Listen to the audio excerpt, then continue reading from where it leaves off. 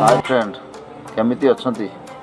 मो सब का गोटे रिपेयरिंग हाँपाई आसी रियलमी 31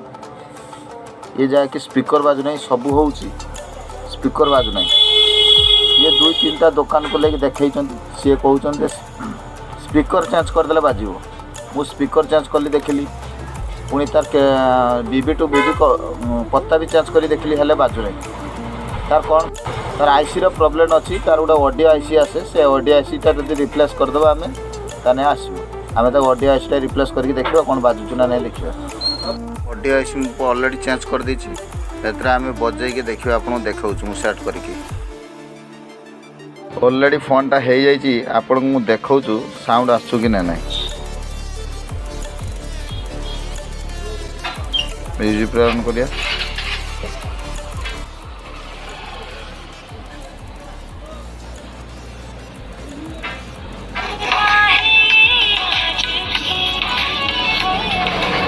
पूरे सस्तार मुझे कर देछि मात्र 200 टंकार स्पीकर फिकर जहाँ चेंज कले बाजू बहुत भाई मैंने खाली स्पीकर चेंज करदे किसी हम ना ता लाइन भी देखते पड़ो कौन है कौन है प्रोब्लेम देखते हो आईसी टा सी किए भाई हिट मारिकी दी थर उठे बस से प्रोब्लेम नहीं था आम नुआ नगे दीचु अलरेडी हो सारी फोन तो देखले वीडियो भल लगे कमेंट शेयर आ गोटे लाइक निहाती देवे।